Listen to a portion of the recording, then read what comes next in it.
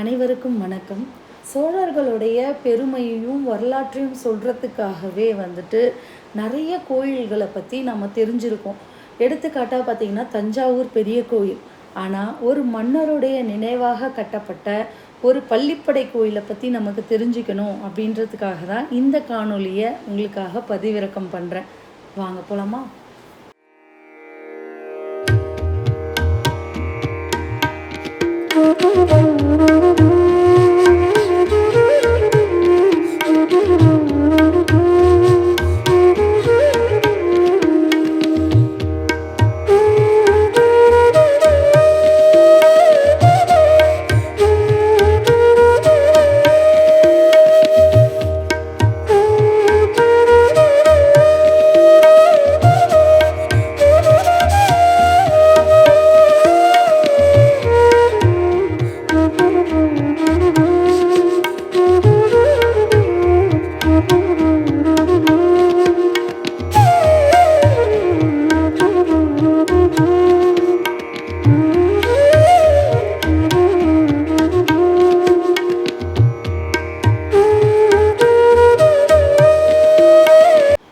இந்த பள்ளிப்படை கோயில் எங்கே அமைய பெற்றிருக்கு அப்படின்னா திருவண்ணாமலை மாவட்டம் பிரம்மதேச கிராமத்தில் அமைய பெற்றிருக்கு.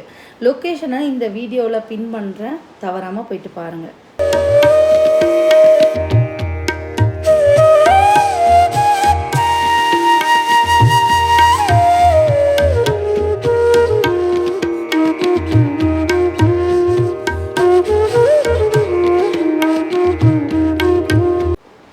முதலாம் ராஜேந்திர சோழனுடைய பள்ளிப்படை கோவிலின் வரலாற்றையும் அதில் மறைக்கப்பட்ட உண்மைகளையும் நாம் இந்த வீடியோவில் பார்க்க போகிறோம்.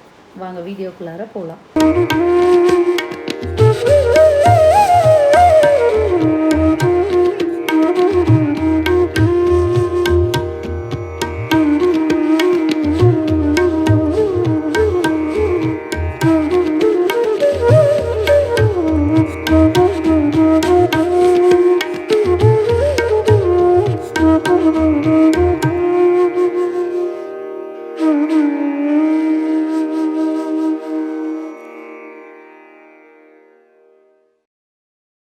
முதலாம் ராஜேந்திர சோழன் அவருடைய நமக்கு எல்லாருக்குமே தெரிந்த ஒரு சில வரலாற்று நிகழ்வுகளை இங்கே நினைவூட்ட விருப்பப்படுறேன். ராஜேந்திர சோழன் ராஜராஜ சோழனுடைய மகன். அது மட்டும் இல்லாமல் சோழர்களுடைய பேரரசர் தென்னிந்தியாவில் இருந்து இலங்கை, லட்சத்தீவு, அந்தமான் வரைக்குமே விரிவுபடுத்தினது இவர் தான். அதனால் இவர் ஒரு முக்கிய அரசராகவும் கருதப்படுறாரு.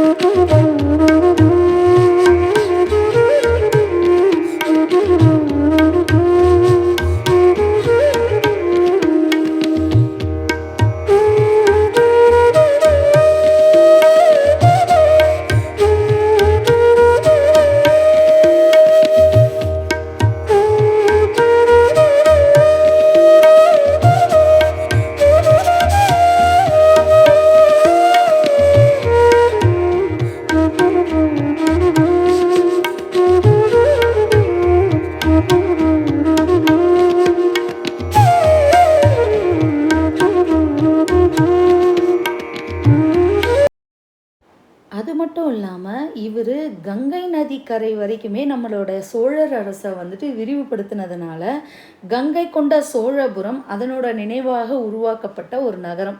இப்பயும் நீங்கள் அங்கே போனீங்கன்னா கங்கை கொண்ட சோழபுரமும் இருக்குது, அதற்கான சாட்சியாக உருவாக்கப்பட்ட கோயிலும் இருக்குது.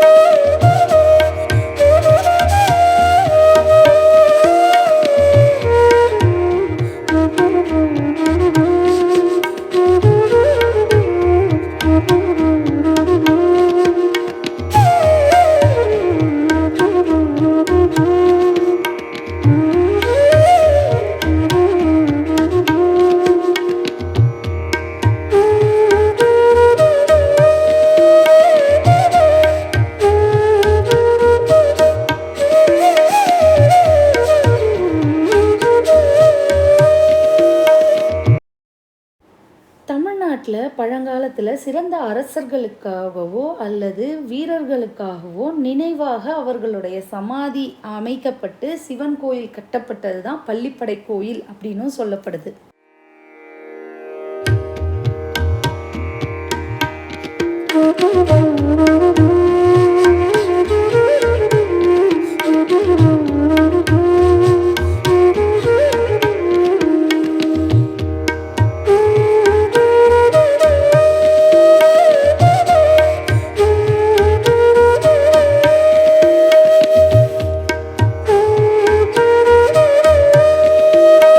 இந்த கோயிலுடைய இன்னொரு தனி சிறப்பு என்னன்னா, இந்த கோயிலுடைய கருவறையும் ராஜகோபுரமும் தான் சோழர்கள் கட்டப்பட்டதாகவும், பிற்காலத்தில் வந்த பாண்டியர்கள் முன்பகுதியை கட்டப்பட்டதாகவும் சொல்லப்படுது.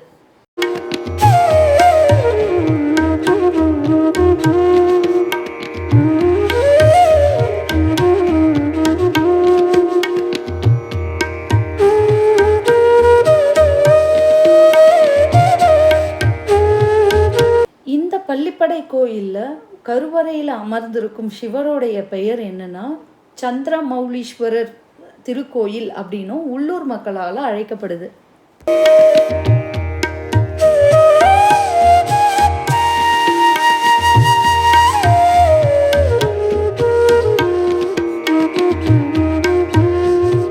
இந்த கோவிலில் நிறைய மன்னர்களுடைய காலகட்டத்தில் எழுதப்பட்ட கல்வெட்டுக்கள் நிறையவே இருக்கிறதா ஆய்வாளர்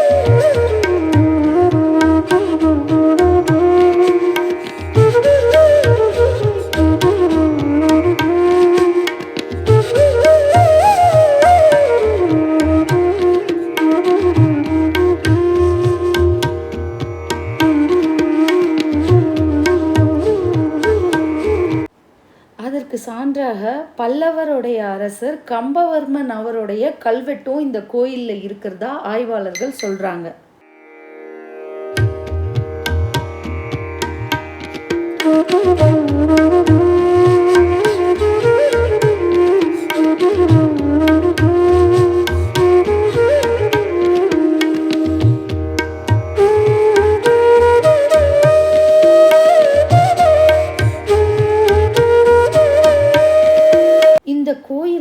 உண்மையிலேயே ராஜேந்திர சோழன் அவருடைய சமாதி மேலே தான் இந்த கோயில் கட்டப்பட்டதா இல்லை அதனோடக்கு பின்னாடி வேறு எதனா வரலாறு இருக்கா அப்படின்றத இன்னுமே ஆய்வாளர்கள் பல கருத்துக்களை முன் வச்சிட்ருக்காங்க.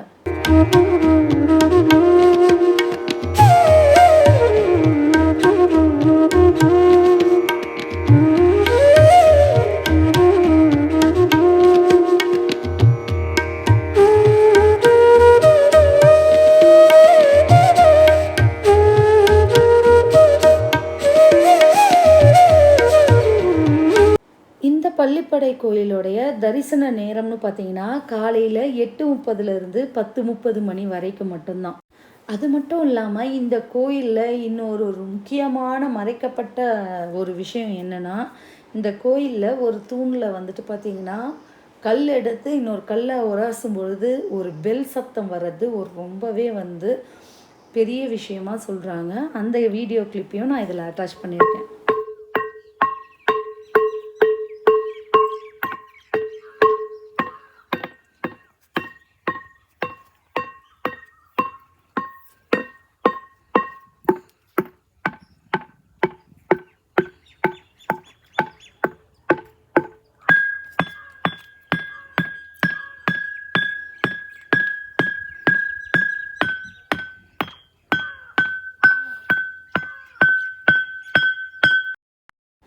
இவ்வளவு அரிதான பள்ளிப்படை கோயிலையும் முதலாம் ராஜேந்திர சோழனுடைய பெருமையை நினைவூட்டும் வகையில் இந்த பிரம்மதேச கிராமத்தில் ஒளித்து வைக்கப்பட்டிருந்த ஒரு கோயிலை பற்றி உங்களுக்கு இந்த வீடியோவில் காட்சிப்படுத்தினதில் நான் ரொம்ப சந்தோஷப்படுறேன்.